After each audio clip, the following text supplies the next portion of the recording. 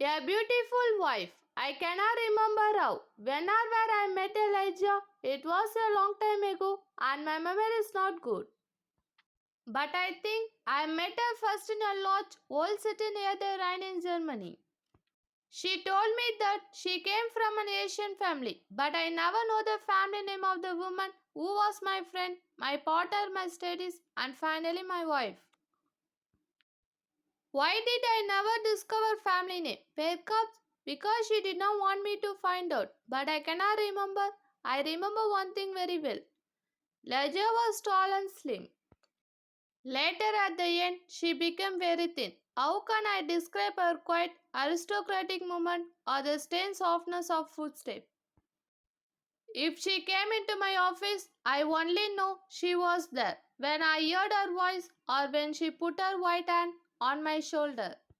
She had a beautiful face, but it was not a classical kind of beauty. There was something strange about it.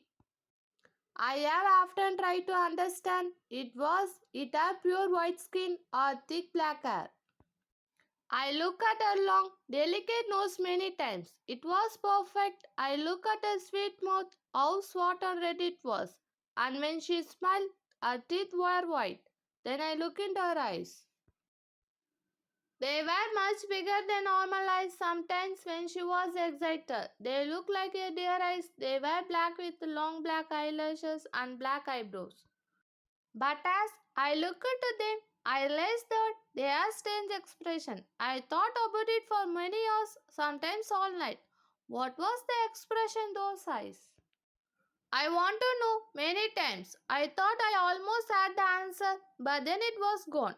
Ledger was very determined. She was always calm and quiet, but her determination showed in her eyes. It showed like a terrible energy, and sometimes it frightened me. Lygia was very clever. She was excellent at Latin and Greek, and she knew many others' language perfectly. She never made a mistake. She was also a student of science and mathematics. When we were first married, I often asked her for help with my studies, and we worked together. But after she died, I was alone. Without her, I was like a child in the dark. When she first became ill, she did not come to help me as often as before. She lost weight and her skin became pale and transparent. When I saw that she was dying, I felt desperate. Laja resisted death with all her energy to lie.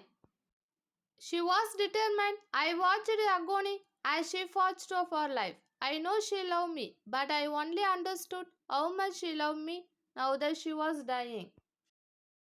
She held my hands and said that she was devoted to me. I cannot talk about it now, but let me say that her love for me was part for her determination to lie. On the night she died, she suddenly got out of bed and cried, "Oh God, must I die? Must I lose my fight with death? No, I cannot die like this." But my dear Ledger died. I was so sad I could not stay in the old city by the Rhine. For a few months I travelled around. Then I bought a old abbey in isolated part of England. This dark, sad place expressed my feeling of loneliness. But I decorated with the beautiful color curtains, carpets and ornament. I said to myself, perhaps a bright color will make me feel happier.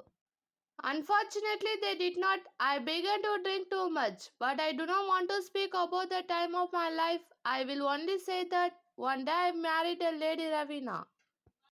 My new wife had blonde hair, blue eyes. She was very different from my first wife, but how could I ever forget Lajia? I took Lady Ravina back to her room, high up in the tower of the abbey, where we lived for the first month of our marriage. The room was very large with an enormous window, made of glass from which the ceiling was high like a church. And in the center there was a big gold chandelier. There were sofas from the east and Indian bed. On the walls were long upstairs like cupboards with designs made of gold. The tapestry moved every time the wind blew. My wife was afraid of me because I was often sad and depressed. She did not love me much and stayed away from me, but I prefer this. I always thought about Lygia, my beautiful. Lygia dead in the tomb. Sometimes in my dream, I called her in the night. I imagined that perhaps my love for her could bring her back to me. At the beginning of the second month, Lady Ravina became ill. She got better, but then she went back to bed with a second illness. Worse than the first, the doctors could not understand it. Again, Ravina began to hear little sounds and movements in the bedroom, and they frightened her. One night at the end of September, she woke up suddenly. I was sitting on a sofa by her bed. She whispered to me that she could hear sounds and see movements, and there was an expression on her thin face.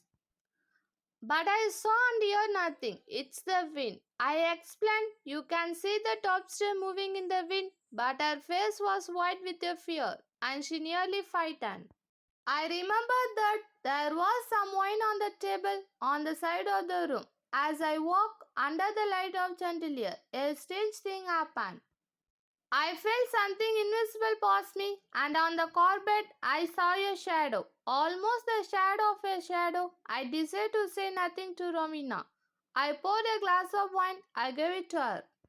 Then I sat on the sofa and watched her. After some moments, I heard very quiet footsteps on the carpet coming towards the bed. She drank the wine, and I said nothing because I thought it was only my imagination. After this, Ravina got much worse, and the third night she died. I looked nervously into the dark corners at the moving tapestry, and I felt frightened. Then I looked at the carpet under the chandelier. There was no shadow there, and I felt better. When I looked at Ravina on the bed, sad memories of Ledger, the only woman I ever loved, come back to me. It was perhaps around midnight when I heard a sound. It was quiet but clear, and it woke up from my dreams. I thought it came from the bed. I listened in terror, but I did not hear it again. I looked carefully at Ravina for any sign of my life. She was not moving, but I continued to look at her. Minutes passed, then I noticed a little color in her face. My heart stopped in horror. I could not move. When I understood that Ravina was not dead, I tried to revive her, but soon the color disappeared from her cheek. Her face looked like a marble again, and her lips were thin with the horrible expression of death. When her body was cold and weak, I felt the sofa and dreamed about Lygia. An hour later, I heard the same sound as before. I listened. Yes, there it was again sighing from the bed. I ran over and saw clearly that her lips were trembling. Then they opened, showing her teeth bright. I thought I was going mad. There was a pink color on her cheeks and neck. Her body was getting warm again, and her heart was beating a little.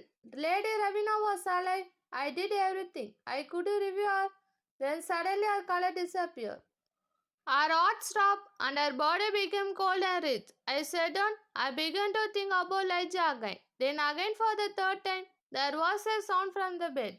But why must I describe the horror for that night? Again I tried to do Rovina, and fourth time, each time she seemed to fight with an invisible force, and each time her body changed. I cannot say how, but she looked different. It was nearly dawn when she moved again. I was sitting on the sofa, exhausted, but Rovina's body moved with more energy than before.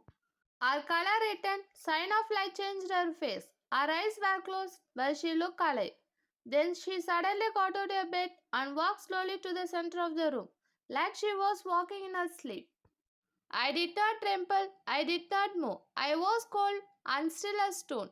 By what I saw as I looked at her, my head filled with the wild thoughts. Was Rowena really alive?